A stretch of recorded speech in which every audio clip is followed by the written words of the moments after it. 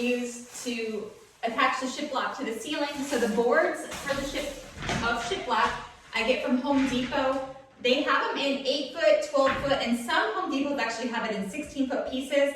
I like using the longest boards for the span of my room. This room here was a little bit less than 12 feet.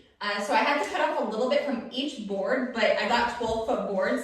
And I just kind of like it. It gives it like a cleaner look. If you're going for more of a farmhouse look though, sometimes the staggered joints actually look really good if you're kind of going for that theme. I'm going for more like of a coastal, clean theme in here, I guess you can say. So I like just the longer ones, no joints or anything like that. I'm going to be patching up all of the little nail holes and stuff like that. So I just want a really clean look. So I got the 12-foot boards, and for that it was $17 at my Home Depot. So a total for this room was about $400, $450 for the actual shiplap. And again, they have it in 8-foot pieces, and I believe that was $12. 16-foot pieces they didn't have at my Home Depot, so I don't know how much that is. To install this shiplap, I use this Loctite construction adhesive, and I also had another one, but it's the same brand as well. It's just a little bit, I guess, liquidier than liquid nail actually, so it's not as clumpy, and when you actually put it to the ceiling, I feel like it just kind of smushes a little bit better. And so I use this one here, and I just kind of make like a snake all the way down the board. Not too crazy. For this entire room here, I use probably 5 tubes total, just to kind of give you an idea. And then to fill in any of the nail holes, the brad nail is an 18 gauge, so they're not huge holes, but I do like to fill it in because I am looking for that clean, smooth look. And I am just using this spackle in here. This is good for drywall or wood, and I just like this here. It sands down really well, so what I'll do, I'll just fill in the hole, and then I just have a sanding block. All this is from Home Depot. Sanding block here, and I just get a 220 grit sanding block, and I just do a light sand before I go to paint.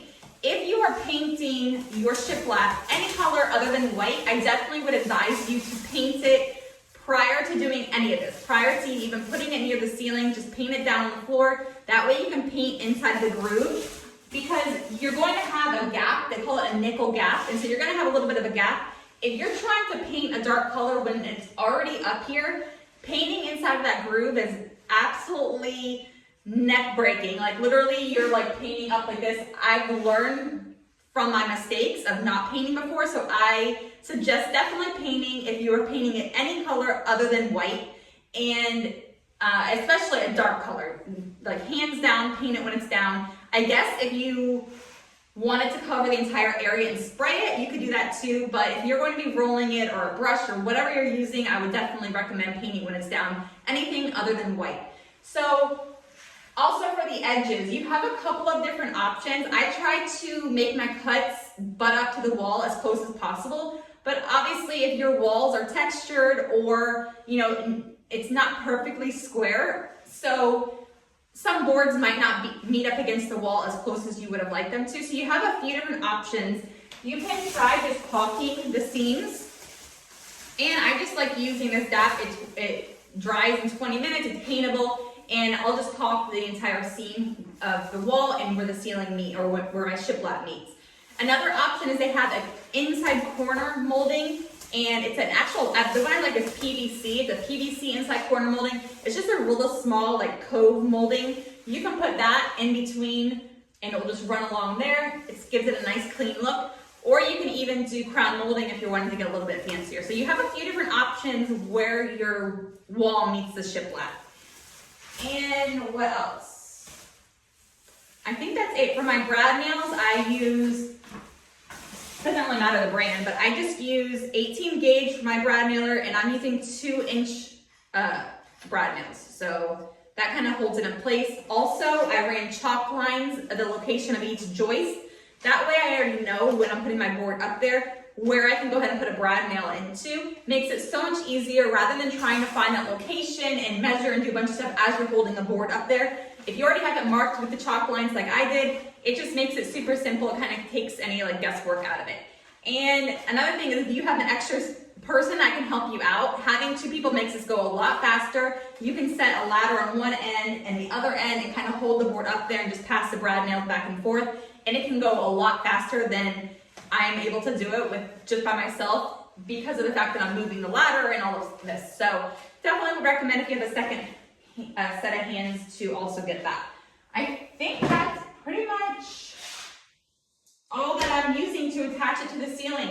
And yeah, so it's pretty easy, and I definitely recommend it, especially if you find that you have painted popcorn ceiling. Getting that off, I've tried water, hot water, vinegar, hot water, Dawn dish soap, hot water, laundry softener. What else did I try? I tried a couple different concoctions, and if your popcorn ceiling has been painted numerous times, like I'm guessing mine has been, then I definitely would recommend this as an option. You know, there's always different options as well. You can even put drywall right on top of your existing drywall. But I kind of like this look. It kind of goes with my whole coastal theme throughout the house. So it worked out. And so, you know, covering it up cost me $450 after all the material and extra supplies and stuff like that, probably $500. So definitely an option for you. So if you are looking for that full tutorial, I have it broken down into a couple of videos, but I have it on Instagram and YouTube, as well as shorter clips of it on my TikTok.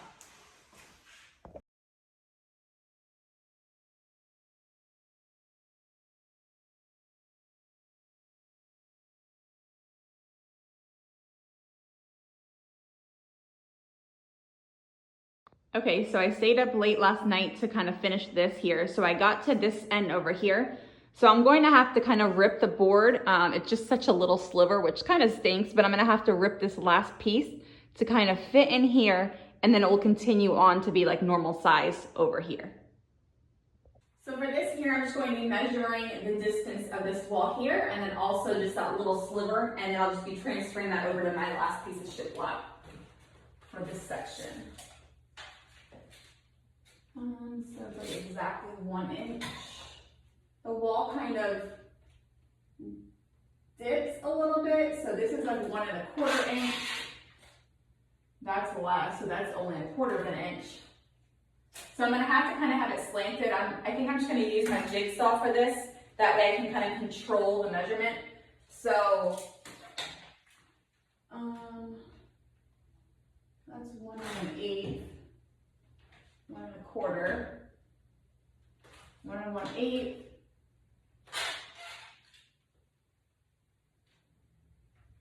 That definitely goes down to like 3/4 inch.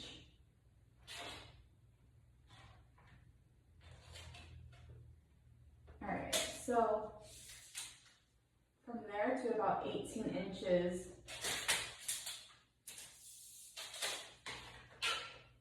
I'm at about 1 1/8.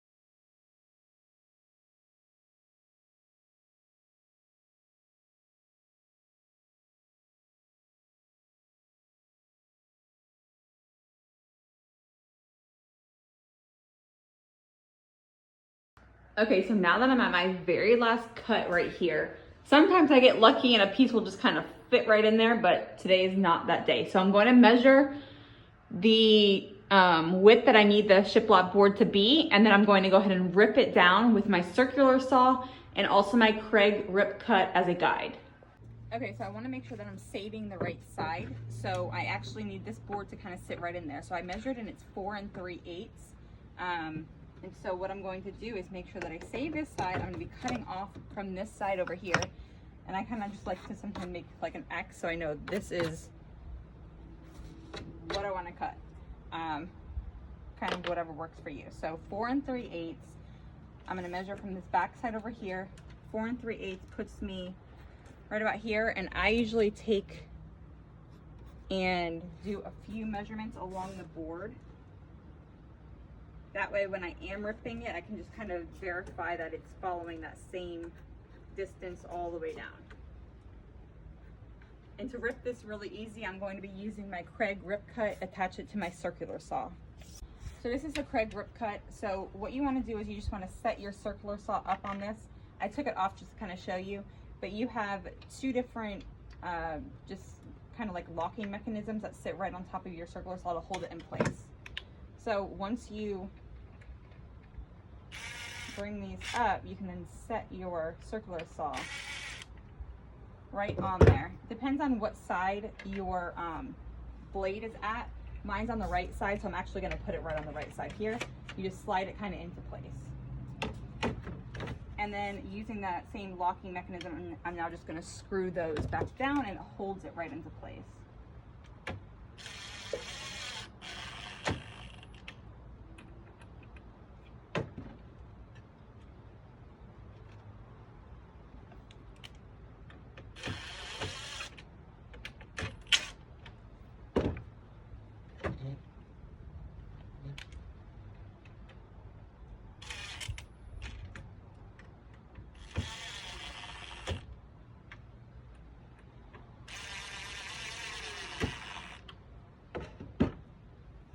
Okay, so now the Kreg Rip Cut is connected to my circular saw, and there's a measuring tape right up here.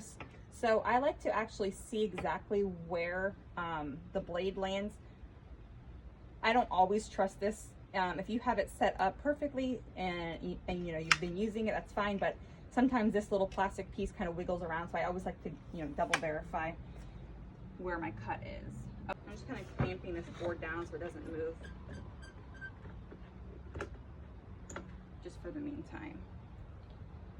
So I'm going to want to set my Kreg jig up to now about 4 3/8 is what I wanted to leave. So I'm going to be setting this up to 4 3/8. I'm doing this a little backhanded just because I'm trying to show you guys, and I don't feel like moving this entire table just to make this one cut. So just kind of make sure everything is out of the way, enough for the actual Kreg jig to be able to move along the table. And I like to just line up the guide with the actual location of the blade as well. All right, so all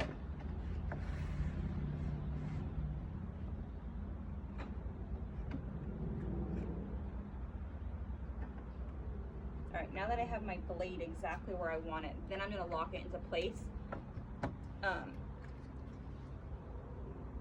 Right now this little thing here is a little bit off, so that's why I'm glad I was able to line the blade up with where my cut is that I want, rather than using this as a guide. I need to kind of finagle that to get it working. All right, so now I'm just placing the guide on the side of the wood, and you're going to use the guide and the piece of wood to kind of just go along and make a straight line. Again, I'm kind of going at this the wrong angle. I normally go the opposite way, but just to kind of show you guys, this is a little bit easier doing it this direction.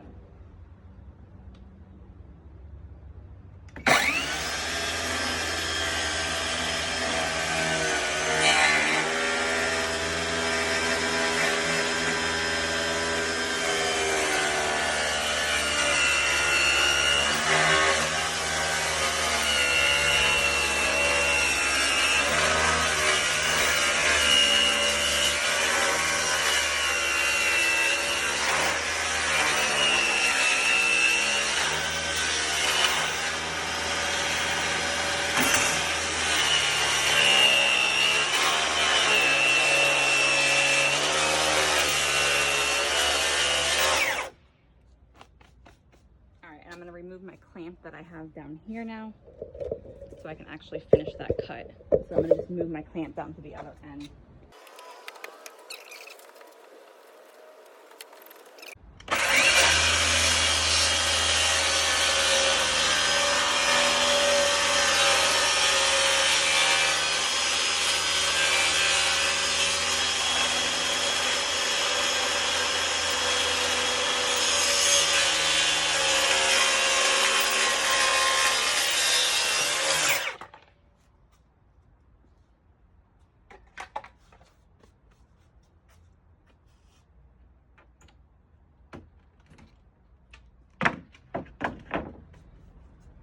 So now I have my wood cut perfectly straight there. Again, this is supposed to be the handle. So normally I would go this direction, holding the handle out like this, all the way down. But again, just my setup here has made that a little difficult. So I was trying to show you how to use this. But yeah, normally you hold this as a guide and just go straight down like that. Instead, I had to kind of maneuver it, which it still works, but just so you know, the correct way of holding this would be to have your hand here at the handle and have gone in this direction over here, but it worked. So now that I have this cut, what I'm going to do is go in there and make sure that this last piece fits in place. With the walls not being completely square, that last piece is always a little bit difficult, so I might have to make a few adjustments to this, and if I do, then I'll just use my jigsaw to do that.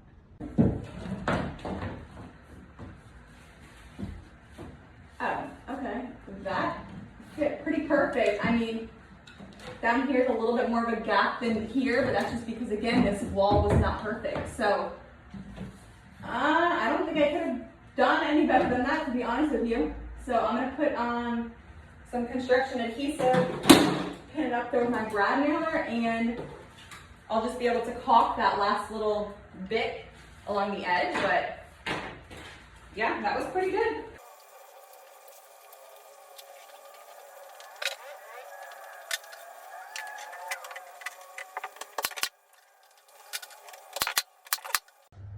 All right, so the ceiling is done. All I have left to do on the actual ceiling is just spackle all of the brad nail holes, and then around the edges, I'm going to try caulking that.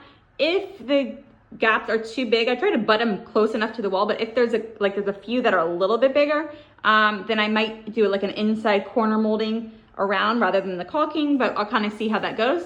So I still have to level out this area of the floor. So what I'm going to do is pop back all of this vinyl floor here up to this spot here. I just went to Lowe's and bought self-leveling underlayment. So I'm going to just pour the self-leveler right onto there so it's level with that existing flooring that was underneath of there. Then I'm going to pretty much relay the vinyl floor, and I don't have any more of this. However, I am going to be using the IKEA PAX units, which are like bigger closet systems. So I think I'm going to relay it so it goes as far back as I can, and then you won't really be able to tell that there's no flooring back there just because the units will be on top. But it's kind of my only solution, being as though I don't have any more of this floor. So yeah, that's what I'm doing next.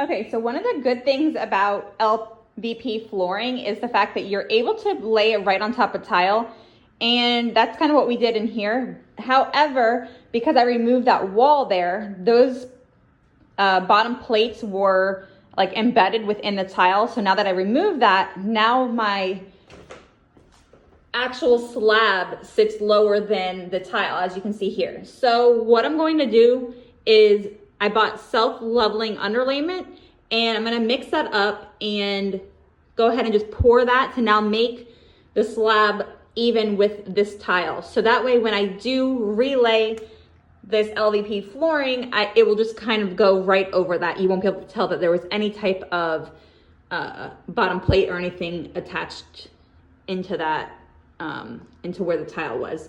So also one of the things to do is when you're using like any type of self-leveling concrete underlayment is it'll just kind of keep running over in this section and kind of everywhere. So I bought some foam spray. So I'm going to go ahead and just spray this here just to kind of stop it. So that way it doesn't keep on running off. This is such a small area, but I had to buy one whole bag of that underlayment. And so I'm going to mix the whole bag and then just kind of pour it to see how much is needed. Another thing is to make sure this is all cleaned and then also put a bonding agent on the actual slab so that in that way the underlayment attaches to it.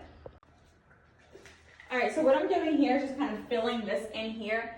I probably wouldn't have had too much of a problem, but when sometimes pouring the self-leveling underlayment, it'll run off into just areas it doesn't need to be. So I saw this Misha at Winnie Designs is the one that saw this, and I happen to just have this one laying around, which is the window and door. It doesn't really matter. They have ones that aren't for window or door, but I happen to have this one from the last window that I installed. So I'm just gonna put a little bit here, and then that way it will kind of make it so the underlayment just doesn't keep on running off.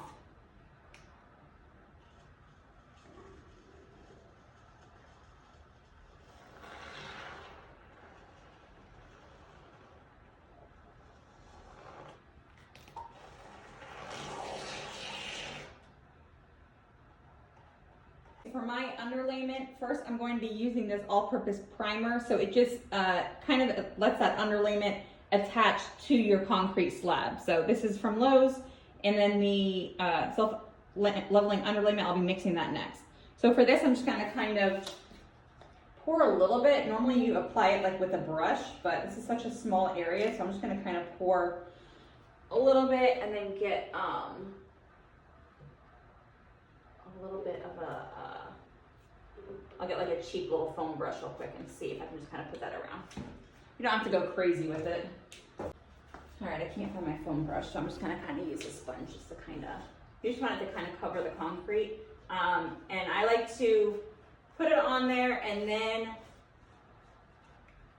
wait some time period and then even do another coat if it's already all sucked in.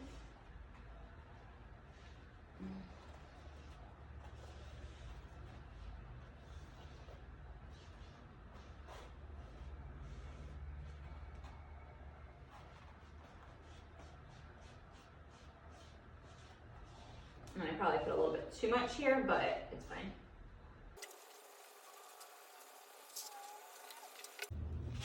Okay, so I have about 5 quarts of water in here right now, and this is a 50-pound bag.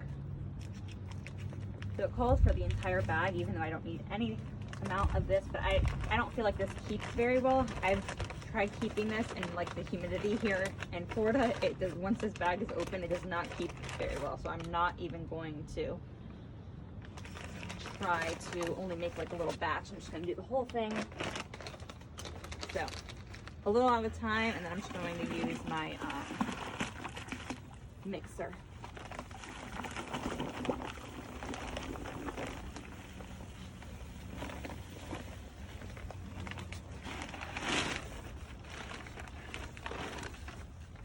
And it's just to mix it for, what did it say?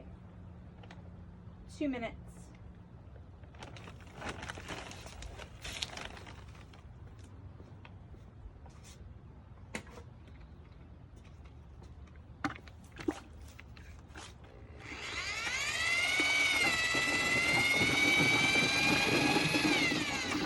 I just wanted to kind of get that in there. All right, so now I'm gonna pour the rest of this.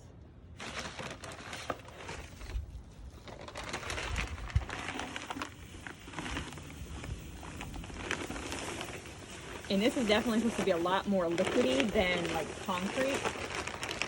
So hopefully it does not go over.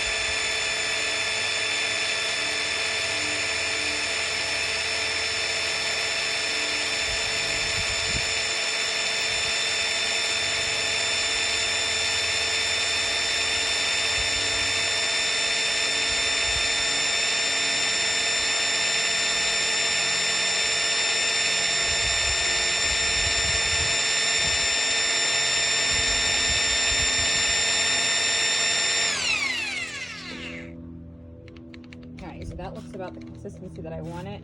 You can see that it's a little bit thicker than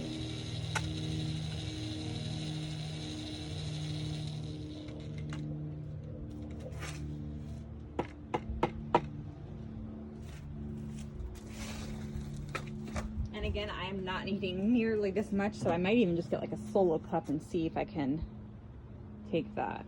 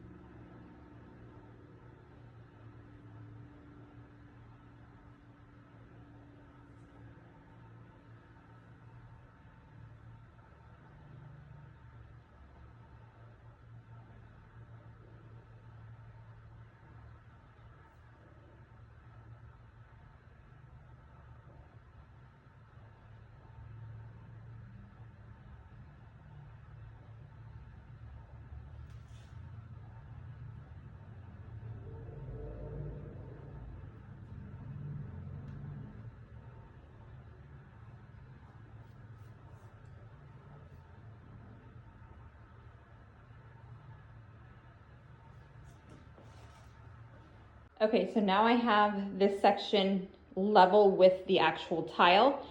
So now I can relay the vinyl flooring right over in about 24 hours when that dries. And you can kind of see why I put the foam there, just so it doesn't keep creeping off into somewhere else. So it kind of just keeps it there. Again, I didn't have like a big void there, so it wasn't that big of a deal. But if you're doing a larger area, you would want to do it against all of the walls to kind of just avoid it from flowing in directions that's not needed. This is great, self-leveling underlayment, because you don't have to level it or anything like that. It really just does everything for you.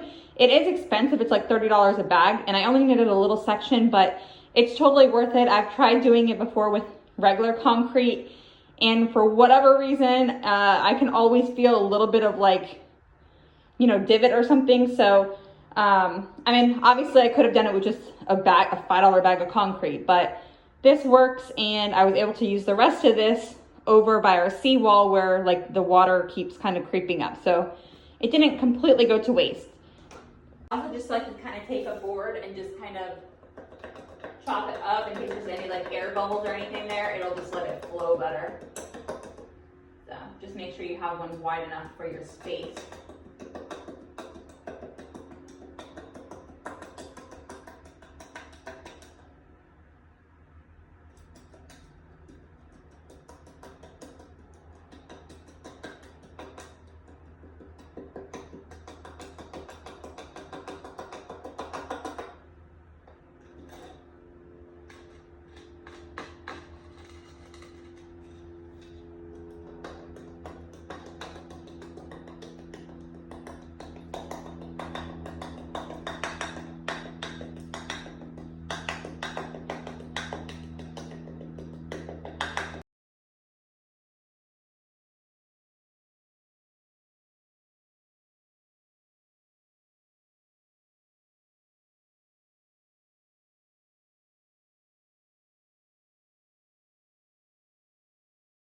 So now what I'm doing is just running a caulk line across the edge between the actual shiplap and the wall.